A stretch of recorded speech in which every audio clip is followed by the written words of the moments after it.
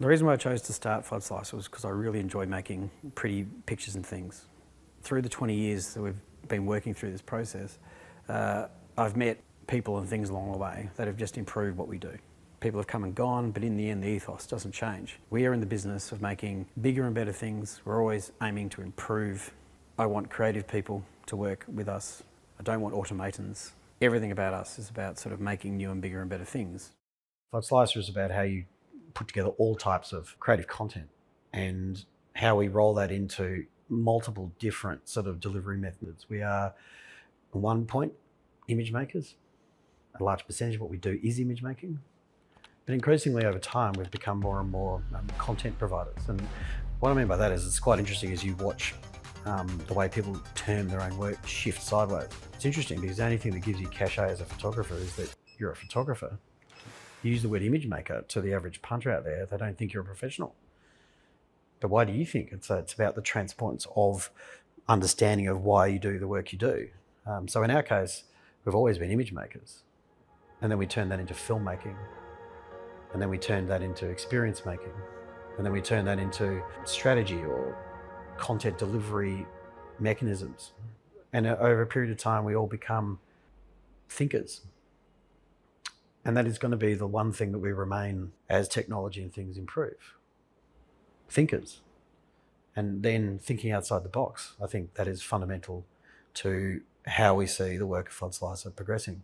Trying to think out of the box in a way that the AI is not going to. And that particular statement gets stronger with every year passing. Style loses its relevance. Flexibility, adjustment, response to brief, response to site, response to design, response to architecture increasingly takes over. So the skill set is understanding how to take the bits of parameters in front of you and deliver the best possible outcome. Architectural visualization to me is about bringing an understanding to something that doesn't currently yet exist. It's about explaining the functional architecture, but at the same time creating an emotional experience to make you want to be there. FloodSlicer really is a virtual workshop where we create 3D objects and spaces and bring them to life through stills and animation. We've really worked hard over the last 20 years to build a holistic, full production studio to service all our clients. We treat each project individually and we ignore what's trending out in the world so that we can create a greater uniqueness and enrich the work for our clients. Younger people tend to believe they've entered into computer-made imagery like the latest technology is somehow new. And I say that because they don't realise that a lot of what we've had to do, those of us who've been working for a longer period of time, have had to find workarounds to create certain outcomes. It's actually the finding of those workarounds that creates the accidents, that creates novelty. The tools are important because they frame the decision-making. And the fact that we use a lot of what I would describe as the typical software that is for archviz, mostly because all of it has been built specifically for our needs. And I will add, the only company that is, I would say, has possibly pushed our agenda best is Chaos Group, in the sense that the software we use for them has become accessible for us. Things like Phoenix, things that allow us to do fluid sims and those sorts of things became inaccessible because of the way Chaos has improved our access to it. Whereas there are a number of other places that have stopped developing for us 20 years ago or 15 years ago. So in actual fact, for a lot of cases, the way I think about the way software is and drives the outcome is how do they make it easier for us? The new things that get added into, say, VRA6 that we've just put in place possibly dispels the use of a couple of other things that we've been using for 10 years. The tool that we use is just that, the tool. To fully control your tools is when the creativity comes in. It's when you master it enough to break the rules that allows you to come up with interesting new things. So at FloodSlicer, we use any number of tools, and we've learnt to use them. We've thrown many uses out, which a lot of people don't, who come into the company aren't necessarily aware of, that a lot of thought has gone in over a long period of time as to how you use certain tools and how you don't. Bit of a crossroads at the moment with a lot of tools that are now being invented, which are just the obvious logical next step we've all believed were coming anyway. It's just possibly that they're more powerful than we thought. Yeah, so I have been working for FloodSlicer for 2 years now. Where are you from? Poland, not Netherlands. I like the complexity of it.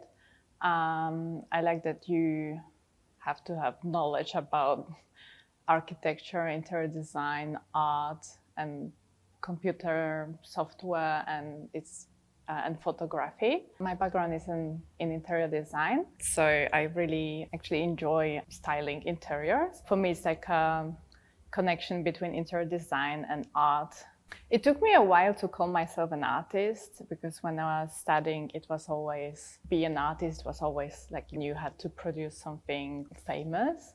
But actually, for so many years, I've been like making art and painting and drawing and then creating it using computer, and I think I can call myself an artist.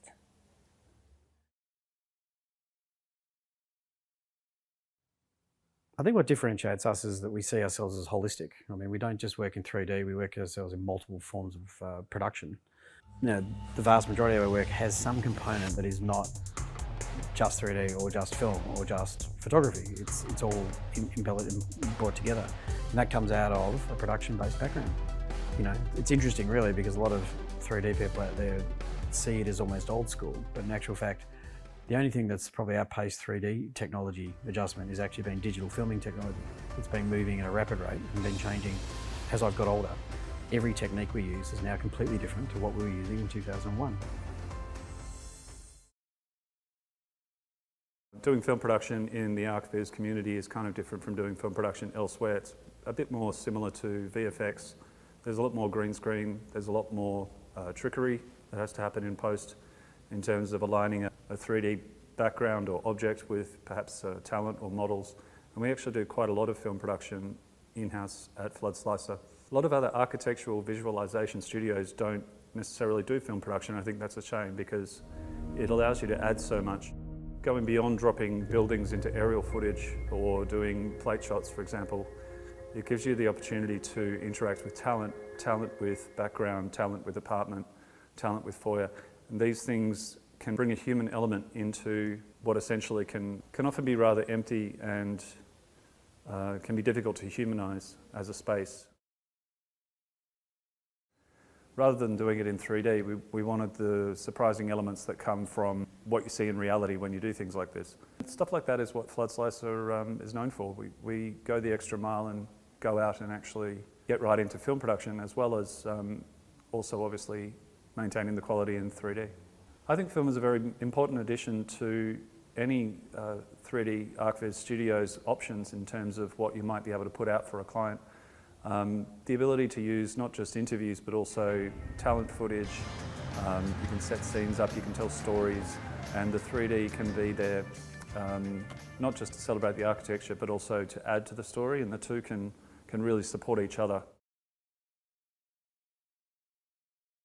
Now, a lot of people in this industry like to talk about stories. They like to talk about story making. I don't see it as that. I think multiple different things have ways of telling stories. I think narratives is better because sometimes stories indicate an idea of temporal, beginning, middle and end.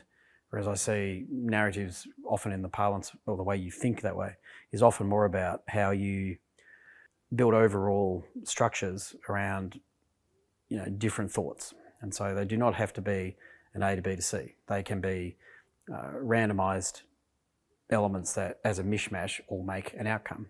And people who talk about stories don't necessarily see that. And the best case example is the thing for Normanby we just did. It is a mishmash with a couple of linear narratives running through it, and it is probably the exemplar of how I've always seen the creation of project. The disparate parts get put together to create an outcome, but you have to have a reason and you have to think through your outcomes. You can do that via multiple reasons, through storyboards. You can do that through, in the case of that most recent award winner, I walked down some stairs and said, screw this, throwing out the storyboard, this is how we're going to do it. In that case, I said, everybody in this room, you're all going to play with the medium of choice, and you can come back with an idea, what does this building identify or represent for you, and then put together an outcome that no one expects.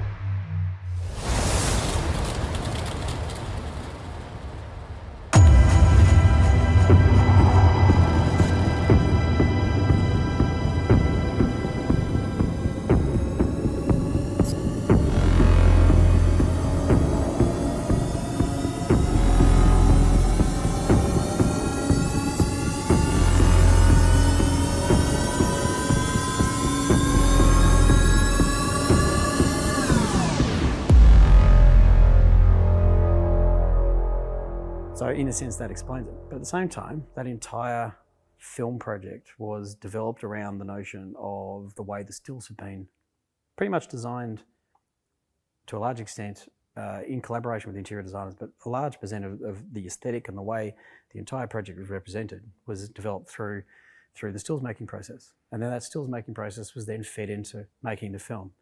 And if you're not professional enough to try and realise that your stills elements are then going to sit in concert with your film elements, then you're not going to produce a really good outcome as an overall project. Everything is about holistic thought.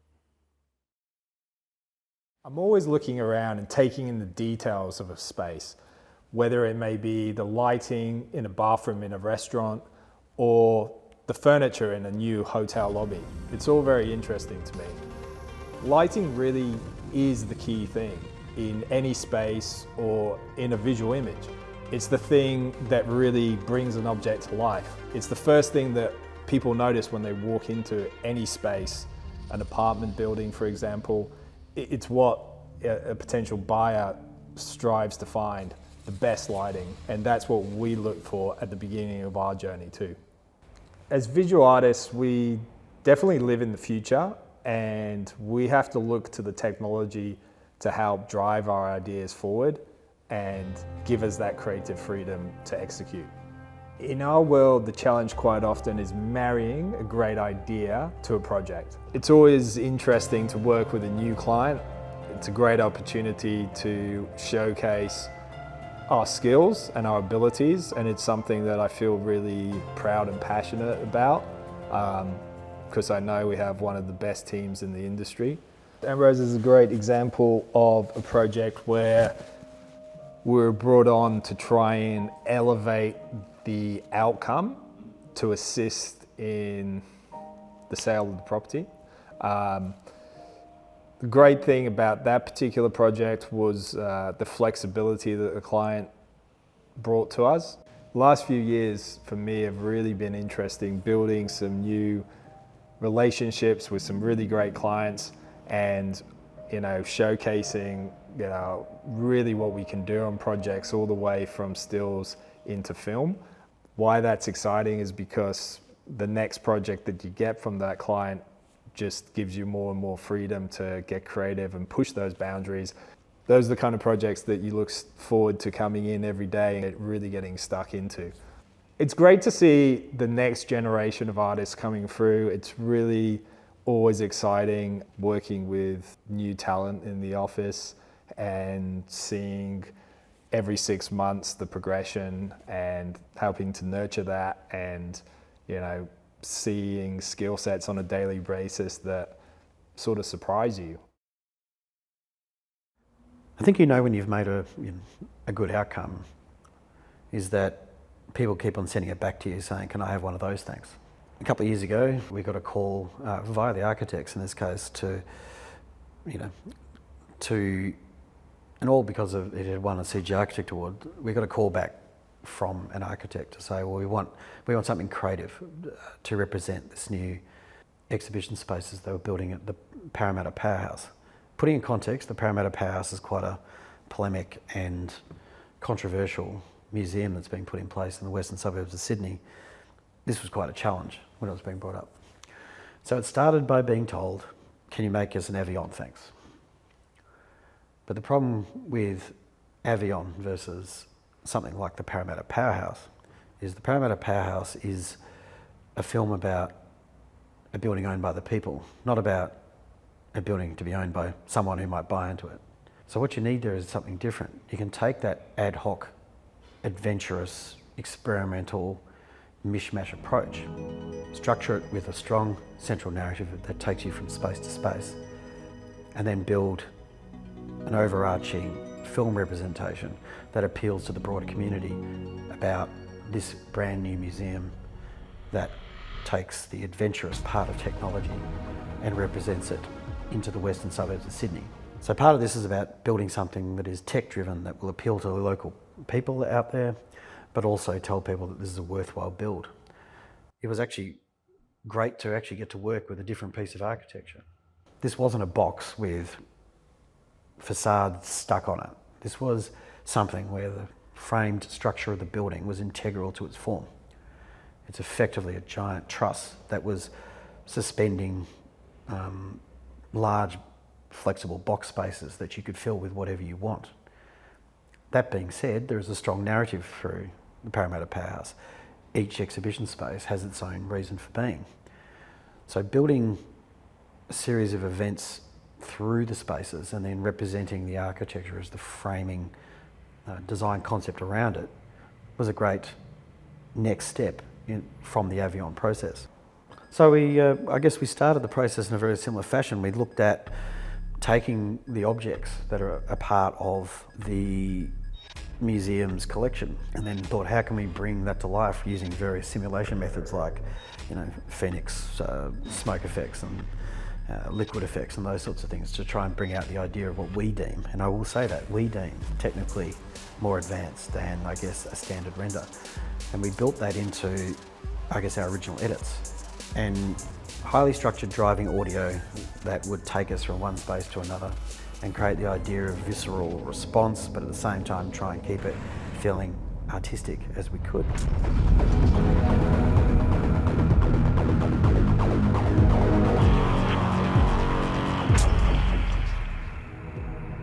It was an interesting process from there because, as far as I would describe it, the art scene requires a certain type of aesthetic.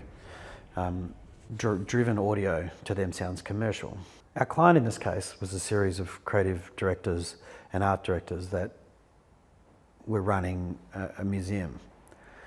The concept of what made something artistic is coming to them from a very different source. So a lot of what we were doing, interestingly enough, is that what they were seeing in Avion was a creative, non-commercial interpretation of what was a typical commercial film. But when applying that to what they deemed an art gallery sensibility, it was still too commercial. So a lot of the work that we put through there got abstracted. Some of the best effects, as far as we saw them, were being removed, and through a client-based iterative process, to the point where I would say that if I compare our original aspiration and where we ended up, this is a much reduced, atmospheric, and to some extent simplified version of what it could have been. It's not built to create audience big response in this case. It's built to create a feeling that it is worthwhile. We have created something that makes technology feel like an art gallery.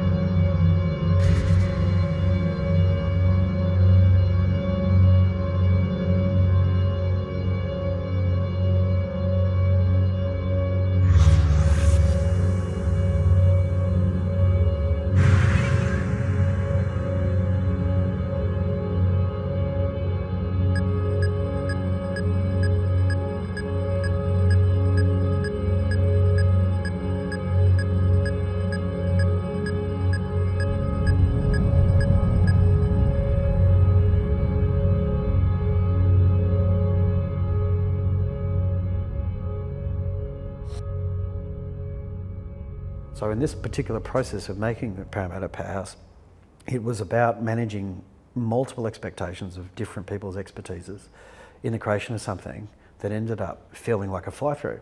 And it took a solid month for me to not watch it, to then come back and look at it again and go, this has its own place. It's not what we intended, but what is made out of it is something that, I guess in the standard parlance, is an artistic creation. And a lot of it has to do with soundtrack reduction, and a lot of it has to do with reduction of over-the-top 3D. So the process of making the Parramatta Powerhouse was quite a complex one. It was months in the making, and it's something that has resonated quite well with large amounts of people, including my mum.